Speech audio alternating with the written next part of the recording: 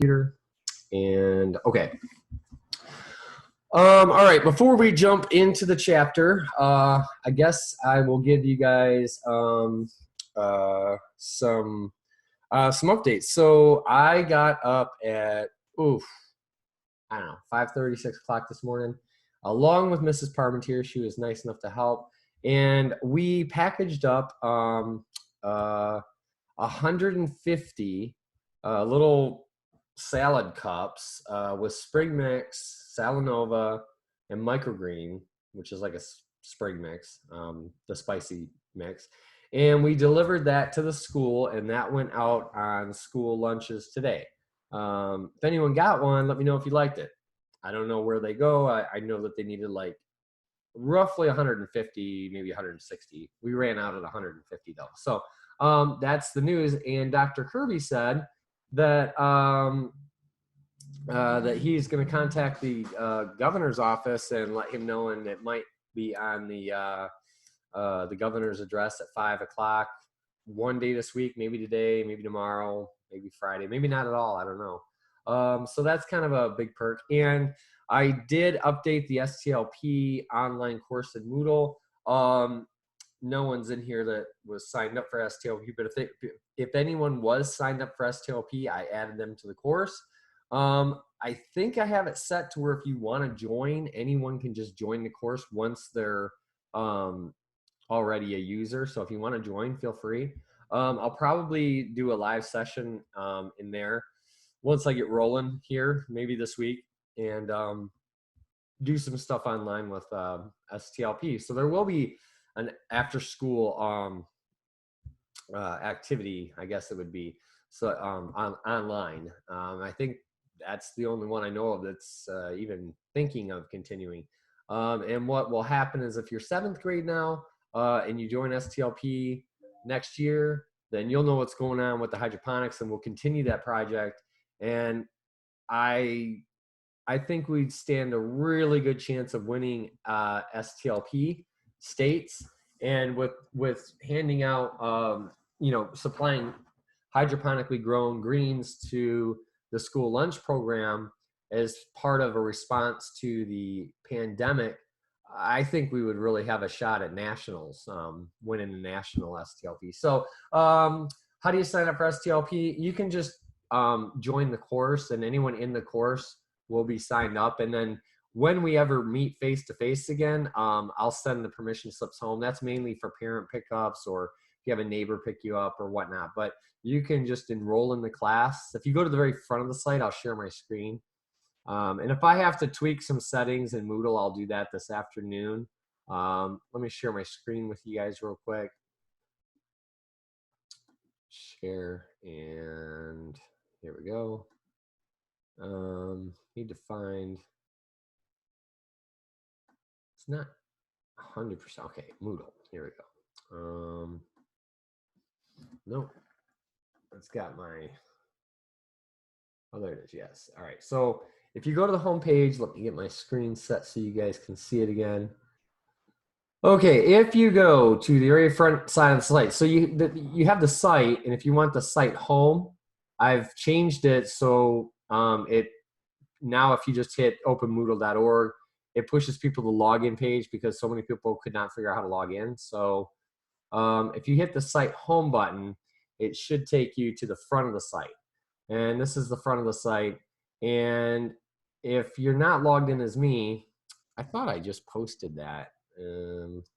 Yeah, so there's the STLP slides. That's me today with the lunch lady and the little container salads that we put together. And then there's other information on there. But if you keep scrolling down, you're going to hit available courses. And there's a sandbox. Nothing's in there. The English RTI, how to design and facilitate an online class if you're interested. You won't probably see these, though. And then there'll be STLP. And click to enter this course. And I'll check and see if there's an enrollment key. I don't think there is. Oh, whoops. I hit the wrong button there. Let me just jump in. You know what? If there is, well, might as well give it to you guys now. So let me go into STLP. All right. And I will check to see if there's an enrollment key. Edit settings. I think this is where it would be. Don't think I have an enrollment key set up. You'd have to type in the key if you did want to enter the course. So it does not look like I have an enrollment key. So, and if I'm wrong, I'll get back with you guys on that. So that's where you go, and you just hit enroll in class, and it should let you right in. And I'll see you in the roster. And when you're in the roster, you'll get the announcements and the emails and all that stuff. But feel free to join. There's no issue there. So I'm going to stop the screen share real quick, see if there's any questions. Okay. And yeah, so Merrick was reading Sea of Monsters, and that's part of the Percy Jackson series. And yes, and then how do you set up for STLP? Okay, so that's the news. We're just still chasing students down, trying to get them on, logging in. I'm getting emails seems like a few minutes from teachers saying, have you heard from this kid or that kid? So that's still the ongoing thing. And that leads us to today, Friday, November 24th. So after all of the burning and the icing and trying to save the orange groves, Paul had collapsed and, came around, and his mom picked him up from the orchard, and he went home and he slept for 18 hours and no one woke him up. It's kind of an interesting chapter. He finds not the New York Times. He finds the Times, and he's reading it, and his dad's kind of in a bad mood and asking him, did they mention Eric? They probably didn't even mention Eric's name. And they really didn't, because some of the other kids that were on the football team, they made it a point to not let Eric and Arthur control the ball. They kind of played keep away from them. And so there really wasn't any notable mention of Eric in the paper. And it was kind of interesting in the chapter because Paul asks his dad, let's see, it might be later in the chapter. I should have marked this when I read it yesterday.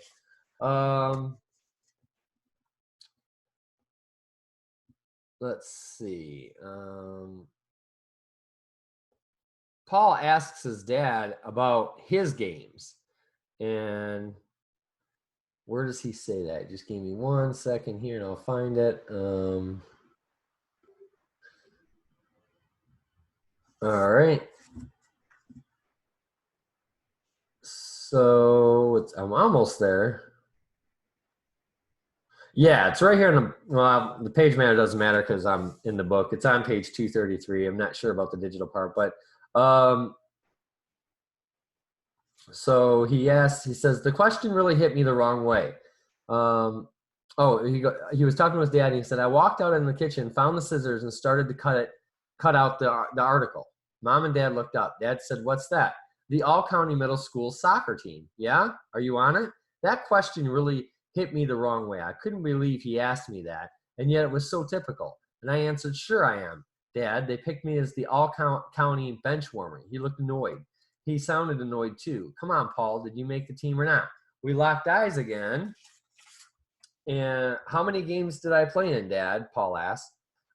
He pulled back. I don't know. What position did I play when I did get into a game? How am I supposed to know that? Okay, here's one. How many field goals did Eric kick this year? He stared at me and then blinked rapidly. All right, your point is taken. What's that supposed to mean? It means I understand what you're saying. You're saying that I know everything about Eric's season and nothing about yours. You're right, and I'm sorry. Mom looked up with interest. All I can say in my own defense is that this was a critical season for Eric. College recruiters are watching him. A lot is riding on the season. His entire future in football is riding on it. And that was kind of a key point in the chapter, because it's the first time Paul actually confronted one of his parents about them not really paying much attention nor going to his games, but they know every aspect of what Eric's doing.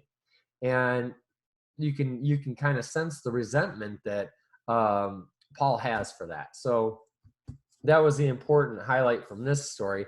And the mom, Paul's mom, also brings up, she's like, well, what if Eric doesn't have a football career? And his dad really doesn't want to hear that. And at the same time, we have news. I think that's this chapter. I hope I'm not jumping ahead. We have news that there's been vandalism in the neighborhood. I'm trying to think of that. Happened in this chapter, last chapter. They all kind of run together. And we don't know who's doing the vandalism, but it's vandalism of mailboxes. So I'll leave it up to you guys to see what you think. I wonder who could be vandalizing mailboxes with a baseball bat. Sounds familiar. Wouldn't surprise me if it was Eric or some of the people he runs with. So Paul goes outside and he has another one of those issues. And it was the vandalism. And they wrote a message on it saying seagulls suck. And Paul's not sure what happened next, but he was looking at the vandalism at this site, breathing in the stench of the muck fire, and he passes out. He falls out in the ground. And his dad finds him stiff and unconscious. He had to pick him up, carry him across the road, and his mom said he was okay. And he just said, I was not feeling well. But this is stemming from him kind of remembering something, because he started to remember something and then he passed out. Well, if you put two and two together, you can kind of guess that Eric's somehow related or probably responsible for the vandalism to the house. At least that's what I'm thinking. And the mailboxes. So if he's having a memory and then he gets interrupted, he's probably remembering something about Eric, is where this is leading. So pay close attention to that. That's kind of one of the motifs, or one of the, it's almost like a theme of the novel now, with Paul's eyesight, the loss of that being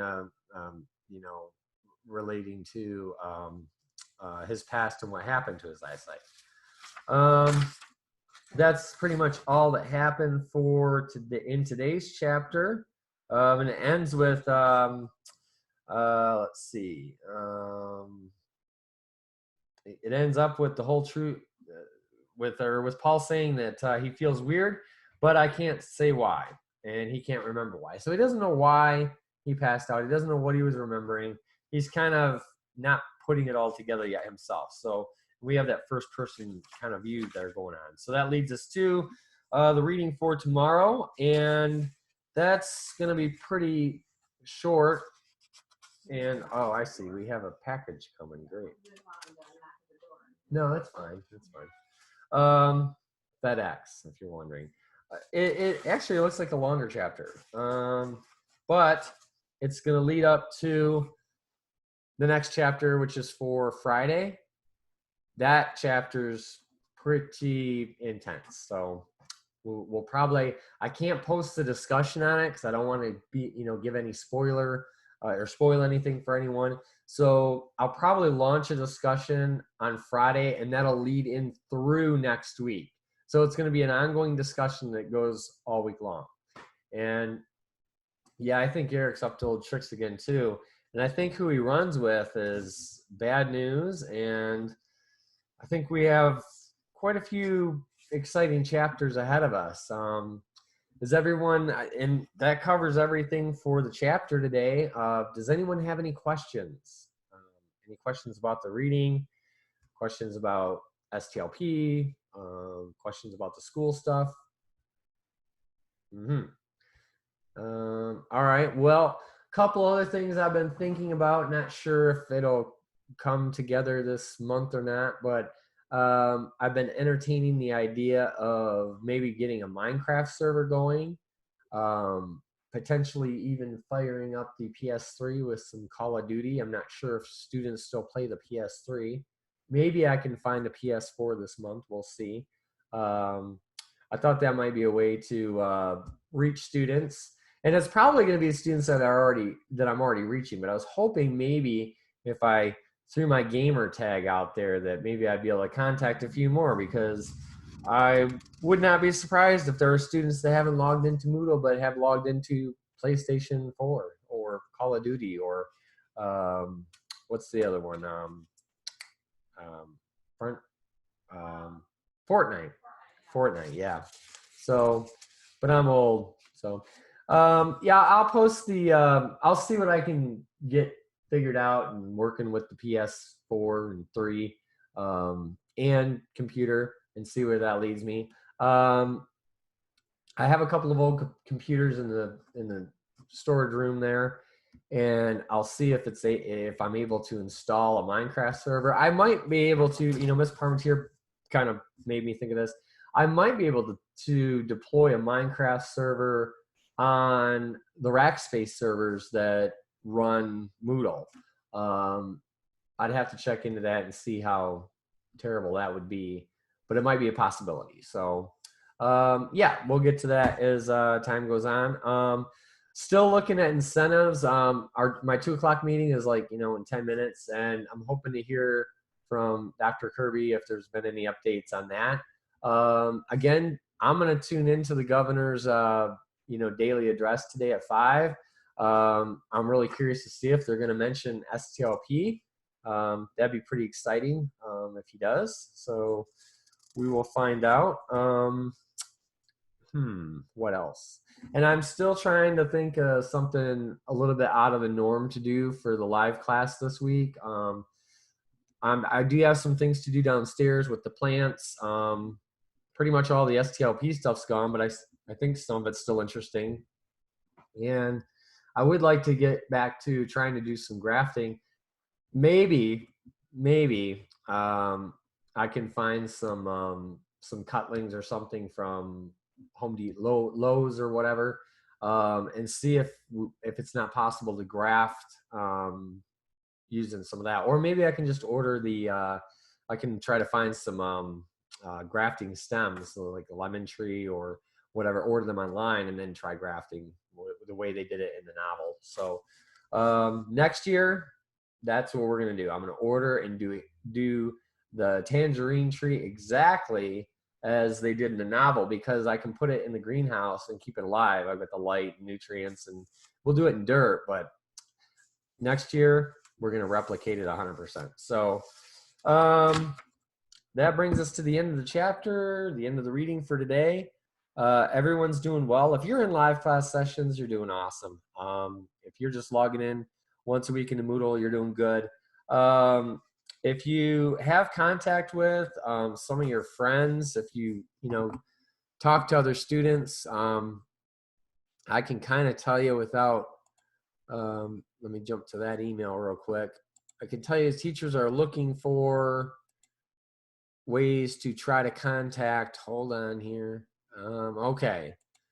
Mackenzie Troxel is on the what the heck happened list. What if you could draft a Japanese cherry blossom tree and a weeping willow? That'd be pretty cool, because the Japanese, some of the cherry trees kind of have that droop. That would be really cool. So back to the students that everyone's kind of curious about. So if you've heard from these students, let them know that their teachers need to hear from them. These 7th graders include, Aiden Bowman, Jordan Rogers, Tiara Shepard, Lacey Stinnett, Haley Merle. I think some of them have logged into Moodle. I'll double check the logs. And then also Mackenzie Troxel. Let them know that if you have any contact with them, let them know their teachers are trying to get a hold of them. So maybe through your social contacts, we can actually reach some of these kids. I'll get a list of my students together too. Maybe I can drop them on the live class and see. I'm assuming many of you guys talk. I know if I was in middle school, I would, with technology today, I would be, texting and Facebooking or whatever it is, Instagramming. So, all right. With that said, are there any other questions?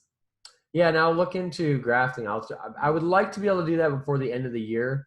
To some extent, because if it takes, I can bring it into the classroom like next fall for the next kids that come in, for the 6th grade kids. And then you guys will be 8th graders. And if you join STLP, you'll know what's going on. So let me know if you have any trouble joining the STLP class. So if that's everything, that's pretty much all I've got for today, and that's a wrap. And that gives me 5 minutes before my next meeting. So that's Mr. P signing off, and we will see you and talk to you tomorrow.